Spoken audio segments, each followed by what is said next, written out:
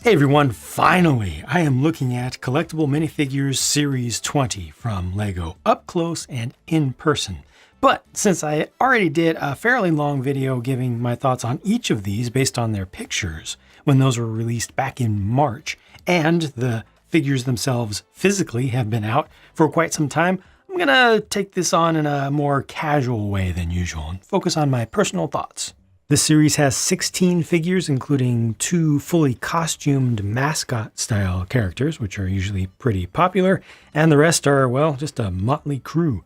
Brick Costume Guy has an exclusive 2x2 printed tile with some metallic bright silver on it. It says 10. That's to commemorate 10 years, yes, a full decade, of these collectible minifigures. Full decade they've been doing these blind bags.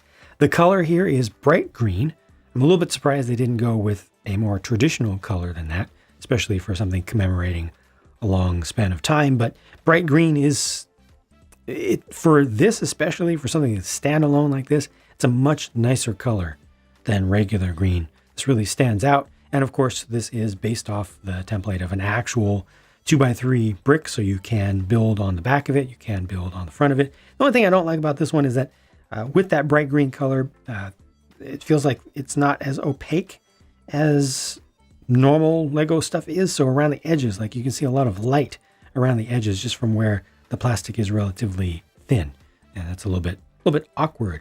It looks like it's soft, like the pieces are softer than usual, but I think it's the usual stuff. The hair is a nice piece, tousled up with the medium nougat color. There is no alternate face on this one. And there's no print to be seen underneath the torso because, well, this is the torso. There's nothing over top of it, so let's move on. This is Super Warrior, and obviously this one pays great homage to many classic Japanese superhero, sci-fi superheroes. I've seen people saying it looks like a Kamen Rider or an old Power Ranger or something, Super Sentai, or insert your favorite series there, whatever it looks closest to. They tried to bring in, I think, inspiration from multiple of those. And I think it's cool. Just something very different. And they could easily continue this series in the future, or make it into kind of a sub-series where they do different colors in the future and also slightly different styles and possibly a different mold for the helmet or mask each time. Underneath, there is just a regular person with a regular face, and there is no alternate face. This is Pajama Girl, and I think the whole figure works all together, but I personally just like the individual pieces more. Like, you get the stuffed rabbit there, which is looking, I don't know, pretty respectable, and it's good to get more toys for minifigures ultimately. And then short legs in pink, that's good. The pajama top looks pretty good as well, with plenty of printing around the arms. I mean, they got really good coverage on that. It's not just completely from the side, but you can see some of it wraps around to the front a bit, some of it wraps around to the back a bit. And then that hair piece in the light yellow color. Like, I like the individual parts more. They excite me more.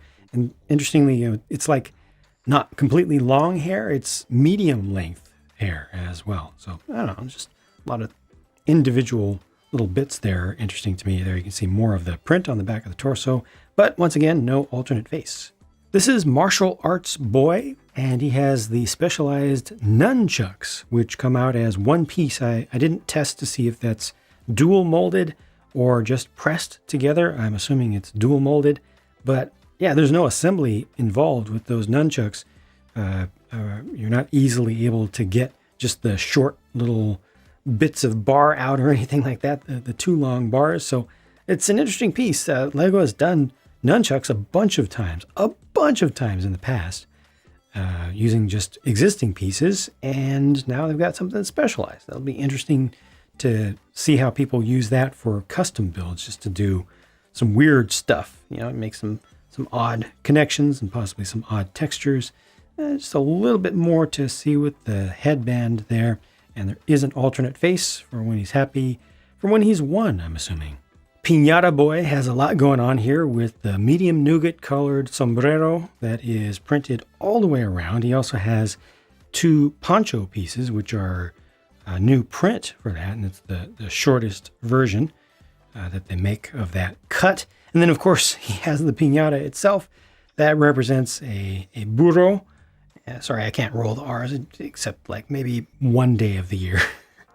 It just doesn't work for my tongue. But that's a light yellow color with the medium azure being a really strong contrast. But it's a cool looking piece that I'm sure they will use again in the future. They might even do some more realistic colors. For that one, there is no print on the torso for this. No alternate face, of course. That wouldn't be possible. And he's got a big stick to beat the poor thing opened. Got a couple of anti-studs underneath the feet for the piñata piece, and also an open stud on top. So you could potentially have it hanging from something. Maybe have it hanging from nunchucks. I think that would work. Yep, definitely works. When I look at 80s musician here, all I can think of is that one riff from Take On Me. And honestly, I don't even know if that was played on a guitar, but it sounds like it, and it just fits to me. Anyway, this is a very unique character. Really stands out. Good use of or application of the guitar piece itself, of course, which is printed pretty well. The detail is good there. Can be held with two hands. The print on the torso is not bad. The white could be whiter, but other than that, pretty respectable. The hairpiece. Oh, the hairpiece. Really good print on the back of the torso. That totally makes sense. The use of that particular style there, that's just classic. And the alternate face works as well. Let me show you what that looks like here. Yeah, I think that actually looks better to me with this entire figure, this face. It's unique, it's not just a regular smile. And with the hairpiece, I think it works well. But this one, it's different. It's usable, but this to me feels very, very close to the Elvis face. All right, I intentionally offset the base of this one to just spin around the figure. The official name of this one is Space Fan. There's a lot to look at here, a lot to appreciate for fellow space fans, with the classic Lego spaceship there for the torso, some printing on the legs as well. The dual molded hat and hair piece, which has the very, very bright color of coral. I don't think that's been used on a hat piece before, although I haven't been following Friends lately, so I might be mistaken on that. This has a dark bluish gray colored wrench. I'm not sure if I've seen that color for that piece before. We've got silver, we've got regular gray. I don't know if we've done dark bluish gray. If we have, great. If we haven't, awesome that we get it now. The printed 2x3 tile piece there has the blueprints for the rocket, and that's all done up in official Lego sizes there. So that's actually a really nice print. Like, the level of detail there it's pretty extraordinary. It's my first time looking at it zoomed in on the camera like this. Like, that's a really good print. Okay. And then the actual part has an official NASA logo on it. Haven't gotten official NASA logos in quite some time. Nice to get it in a print. And there's just a little bit of print on the back of the torso to match. So nothing special back there. But I feel like this figure does enough that it didn't need even more special stuff. But it does also have an alternate face. So, when it's time to blast off with that model rocket, she can be safe. And those are pretty good looking goggles. Like, that's pretty proper, pretty realistic. And I like how it's printed. Again, the level of detail here is really good. This is a well done figure. Here's another one that comes with a model flying thing. This is Drone Boy. And he also has a fancy color for his cap. That's teal. I think that's the first time we've gotten teal for that piece. He's wearing a hoodie with the hood down. The drone piece itself, the main body, is new and exclusive thus far, but I'm sure we'll see that used more in the future. And it does have those black colored small propellers that are going to be much more useful for custom stuff, I think, than the yellow ones were. They use an Overwatch blaster piece to hold the base with the camera on it, and then the curved tile to represent the specialized controller, which is an FPV screen integrated version. So that this is all completely appropriate, as is the the bandage on the cheek there, which I'm assuming represents a spot where he got hit in the face by one of his propellers. Definitely want to keep those away from your face. Usually, or more frequently, I think you'd be getting cuts on your hands and arms, maybe body, like if something comes in hot. Try to keep it away from your face. Maybe that's why he's wearing a cap now to help him out. But the only thing that I don't like about this is that the white of the t-shirt is not very white. Like, it's another case of Lego printing white on something. It's not even that dark of a color underneath, but it's just not opaque enough. Doesn't look bad though. Fortunately the whole thing looks pretty good overall, but yeah, could have been more white. Okay, so the last figure included some teal, and the one before that had coral, and this one has both. It's the break dancer. Does come with the jumper and the angled clear piece, first introduced with the DC minifigure series, to let you get some pretty dynamic poses. You can put that on the back of a leg like this, which I think is pretty useful for this character. Put it underneath. You can do all kinds of things with this whole setup. So you can get some very dynamic poses with this character. That's a new side hat, short bill, integrated integrated hair piece there with a print on it as well. Got the dual molded legs with print also, and there's print in the hip piece that you can see right there. You got the print for it's the new version of a boombox with the exclusive print for it. I think that's an exclusive print for it. Or is it the same one? You know what? I didn't check. I didn't go back and look. I think this is a new print for that. Same mold as before, but teal is a new color for it. And looking around the back, there's more to be seen there as well. I think the yellow color here is not printed quite well enough, but it's not too bad. Definitely seen worse. And underneath, I mean, you can see she's really, really fit, like super, super athletic. And no alternate face on this one, unfortunately. I think this one really could have used an alternate face. But the torso, I don't know if that's intentional. There's like some weird stuff going on up around the top of the straps. I don't know if that's intentional or not. I want to say it's probably not. But then maybe it is. I don't know. This one's called Sea Rescuer. And, Lego has done just so many divers, scuba and snorkel divers, folks in wetsuits and such. They've done so many. Some of them start to kind of run together, like they start to look the same. This one does definitely stand out. That coral color, I think, really makes it a little special, but then it's especially the dual molding on this figure that elevate the whole thing. You got the dual molded arms with the dark azure and just, regular skin tone yellow, and then the dual molded short wetsuit, like wetsuit shorts, I guess, legs. What do you even call that? Oh, anyway, you can see what it is. And then the dark azure colored flippers. I believe that's a new color. Might be mistaken on that. Again, I haven't followed every set, especially in the Friends line where they may have used it before. Comes with some foliage to feed to the very nice sea turtle, with surprisingly not the brightest colors used for that. I'm just going to pull it off so I can hook it up to something to show it to you much better. Hopefully. Dual molded with the medium nougat and olive green. I went really conservative with the colors there. Surprising for a first go at it. Usually they would start with something a little more crazy, but this is good. It's a good mold. The colors work out too.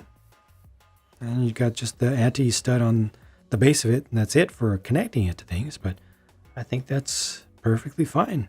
Really nice shell on it. I'll tell you that. Yeah, I'm happy with this. This is the same helmet that's been used a billion times to date with the existing snorkel mold for the visor, so nothing new there, but that's fine. And the print on the back of the torso is really, really good. You got different line thicknesses, and the finest lines are rather fine. Up the top of the zipper there, the black part that's not printed. I mean, this is nice. No alternate face though. This is the new, more realistic Viking, the most realistic depiction of a Viking that LEGO has done, although ironically, same year they bring this out, new studies come out showing that the Vikings weren't all as stereotypically Viking looking as we necessarily thought. There were a lot of them that ethnically were more from the south and more from the east, but that's okay. This is still a more realistic outfitted Viking figure, I think, than LEGO has ever done before. And that's really, really cool. It opens the door for more exploration of historical accuracy to the best of their ability, and I appreciate that very much. This looks good. I like the round shield. I like the print on it. Dual molded shield, spear has been around for some time. Sorry if the point isn't showing there, but it's just the darker silver color. And then the helmet is separately removable, not built in with the beard there, done in that bright orange color, which is very striking. Got a little printing on the helmet as well. I pretty much like every element of this. My favorite thing, though, is beneath the beard. It's another beard. And mustache. You know, there's a mustache built into the beard piece, and then there's another mustache underneath that as well. Also in orange. So that adds value to this, in my opinion. It's not a common look. No alternate face. Boo. But that's okay. He's pretty cool. Look at this. Good printing. I mean, beneath the cloak, beneath the cape, is another one. This guy is just excess. Dual molding for the arms, dual molding for the legs, and the legs also have printing on the sides as well as the front for the strappings, the bindings there. This is very good. Worst thing about this figure is just that the torso printing is a little bit offset up so that there's that gap in the belt, you know, right there. Here's another old school fighter, the Tournament Knight by name. This one looks better to me in person than it did in pictures. Just the color combination works really well, especially with the use of so much gunmetal gray. Works really well against the flame yellowish orange or orangish yellow, which doesn't look as toyish as I thought. Like, that's an easy color to look toyish, that like school bus yellow color, the Keat orange color for Bionicle fans. But there's enough black on here, and also the dark red. Like, just the color scheme and the color balance really, really works for this. So much better than I thought it would. So much better than it appeared in pictures. The print for the shield is solid. That's done well. The sword is a nice design. I like the shape of the blade. Got that good fullering going down the center of it on either side. And it looks really, really good around the cross guard. The pommel, I originally thought would be the size of a bar. Like, I thought that you could put that into the end of a hand, but no. It's, its cylindrical shape is larger than the size of a bar.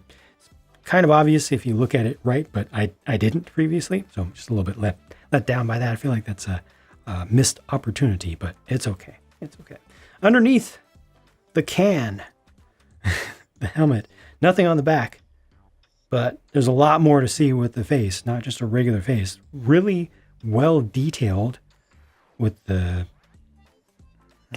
creases, you know, the skin and muscle creases, but also the facial hair.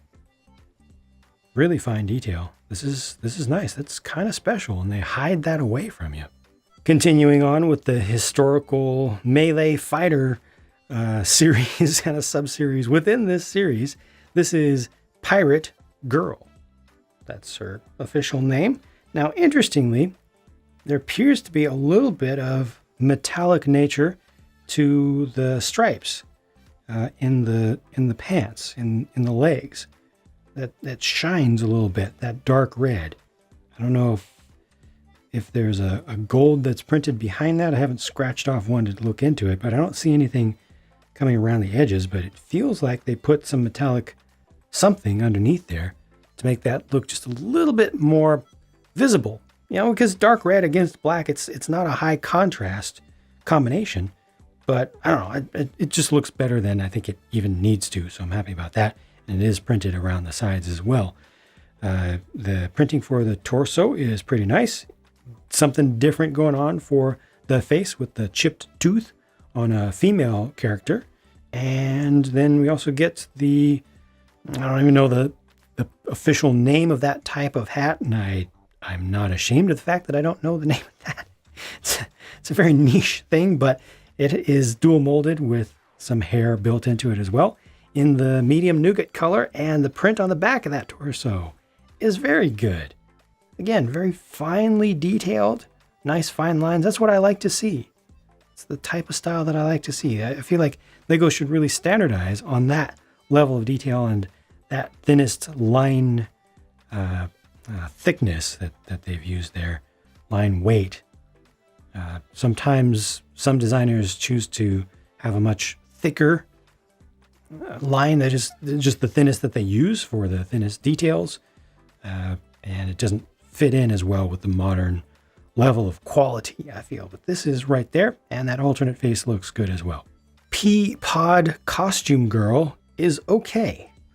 The color of the pod is regular green, yet it actually kind of looks like bright green in its material, in that around some of the edges and some of the creases, I can see a little bit of light coming through, like it's a little bit translucent. I had trouble when I was looking at the photos of this, determining whether it'd be regular green or bright green, but just for the sake of comparison, there's your bright green. See, the contrast doesn't look as striking as I thought it would. The alternate color, or the other color there, is dark green, and then the peas are appropriately done in just a lime green. She has an apple, which she is apparently eating. You can see that off to one side, and she's got the green colored lipstick to go with the costume, so she's committed a bit. And I think that using an entire pea as a portal to the face totally makes sense. And if you want to make this into just a pea in a custom build for a large sign or something, just put a lime green colored regular minifig head behind that. Now underneath, she has this very nice surprise of an excellent torso print that is brand new. And I mean, they easily could have used that on just any character. Kind of a shame to hide it away. Usually they don't waste that space if it's completely covered up like that. And there's even print on the back of the torso. Forgot about that. Just a little bit. But yeah, a little extra here, if you ask me. Alternate face as well. That is just a smile, just a grin, but has the special green colored lipstick, which did they use green lipstick on a figure before? I feel like maybe one version of Poison Ivy had that or something. But this is just a little bit more regular and not looking mean or anything. So yeah, this one's surprisingly good. With the exception of the material used for the Peapod, in my personal opinion, it just looks a little bit below LEGO's normal standards. So the finish on it, and the edges, the corners, just needs to be a little bit more opaque.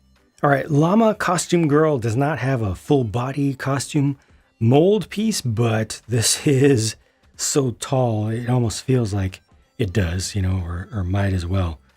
To me, it's a bit of a shame that they didn't just cover that up completely, that they let that much of the face show through here, because it looks awkward to me. I feel like this had potential if they had not tried to show the entire face.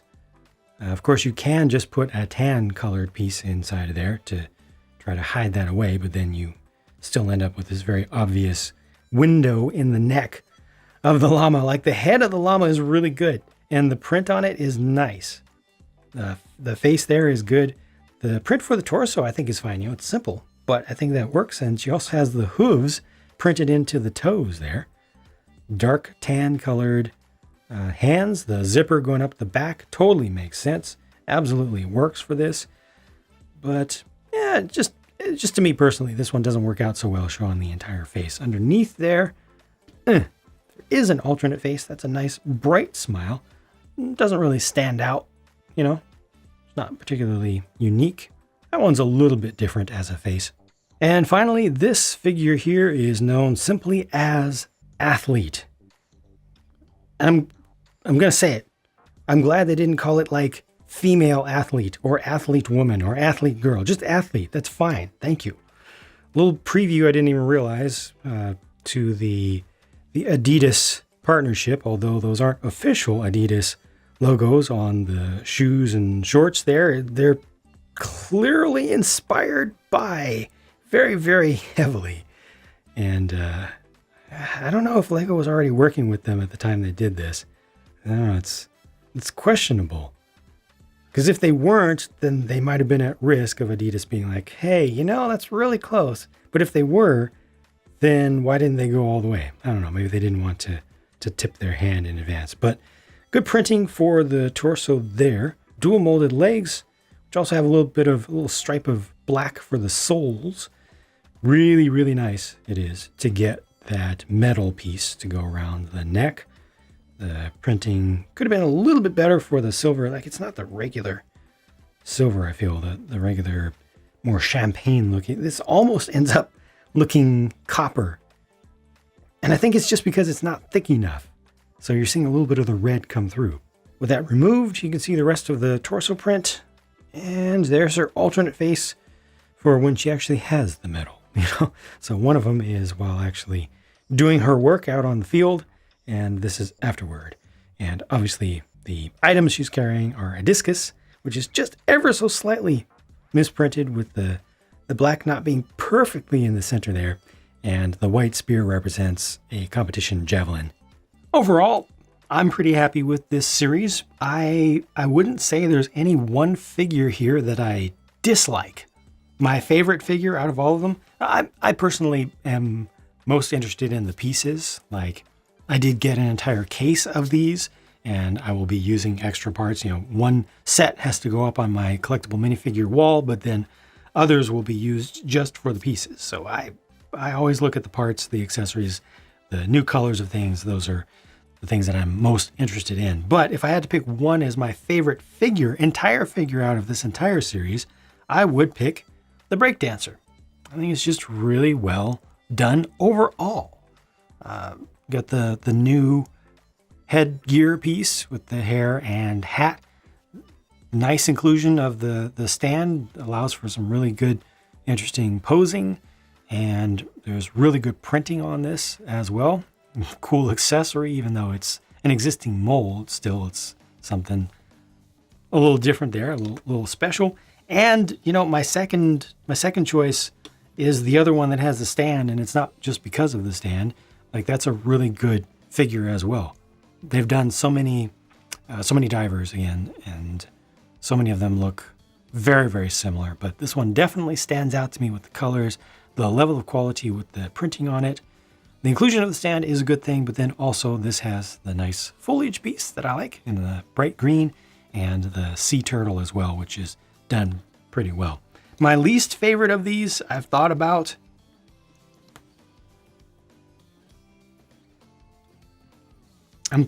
I'm still thinking about it. I'm not completely decided on it. I'm just going to default down to this martial arts guy with the nunchucks. Not because it's a bad figure at all. It's just I feel like I like the others. I like all the others better than that one, but there's nothing wrong with that one. He had some nice surprises along the way with some extra prints beyond what's absolutely necessary, beyond even good, like really good stuff. So yeah, just overall, I'm happy with this. I have heard that they're looking at probably switching to just 12 figures per series in the future, and I think that's perfectly fine. General interest in these blind bag series has gone down over time, and we had some crazy mania for a while they were doing, you know, the usual artificial forced rarity that they do, which is not cool. It happens with all collectible things, but I mean, these are just toys. Like, some of the seriousness and the profiteering and competition for profit for the more rare collectible minifigure, individual units has been just kind of crazy at sometimes. And I think just letting everything be a lot more chill with these, the idea of random distribution per box is absolutely upsetting a lot of resellers, but I think that just in general, it's better for the market, like they've done with this series. After this, I don't know if they'll stick with that, or if they'll switch back based on just hearing a lot of sellers complaining about, resellers complaining about that. But I think it's better to go random, reduce artificial rarity, reduce competition between adult collectors and adult profiteers, and just let toys be toys, and just get them out there. Let as many people as want to enjoy as many of the figures from a given series as possible do so, and having fewer figures just makes sense with the reduced demand in general. So I personally see nothing but good stuff continuing with these collectible minifigures series, and I will continue to cover them. Thank you for watching this. It, as usual, went longer than expected, but oh well. I will talk to you again soon.